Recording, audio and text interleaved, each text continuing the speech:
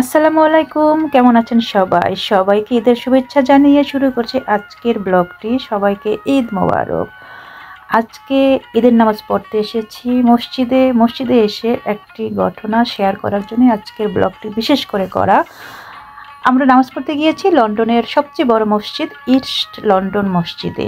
আর মসজিদে নামাজ পড়তে গেলে এখানে মেয়েদের যেমন অনেক ভিড় থাকে এবং পুরুষের তো থাকেই।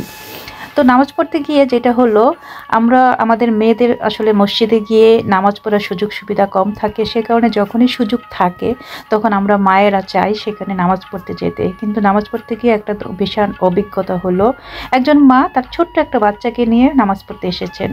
বাচ্চাটা এত গরম, এত মানুষের ভিড়ে এত পরিমাণে কান্না করেছে যেখানে সে নিজেও নামাজ পড়তে পারেনি, আর আমরা যারা নামাজ পড়তে গিয়েছি তারাও ঠিকমতো নামাজ পড়তে পারিনি।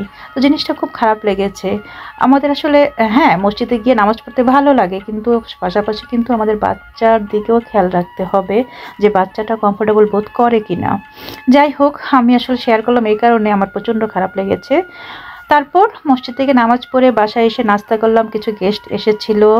তারপর ডালিয়া বাবি এবং সানজিদা বাবি বলল চলো একটু বাইরে বের হই, বাইরে দেখা করি। পরে আমরা ভিক্টোরিয়া পার্ক গেলাম, লন্ডনের একটি খুব কাছাকাছি আমাদের বাসা থেকে।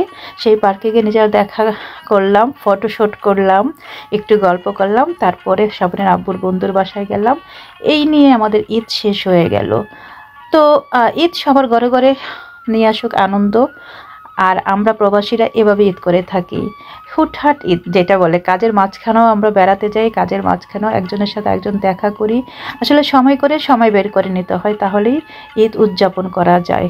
আর যেহেতু আমরা পরবাসী, সুতরাং আমাদের সব কিছু এরকমই হবে। তো আজকে এ পর্যন্তই। সবাই ভালো থাকেন, সুস্থ থাকেন, দেখা হবে নেক্সট ভিডিওতে। আল্লাহ হাফেজ, আসসালামু আলাইকুম।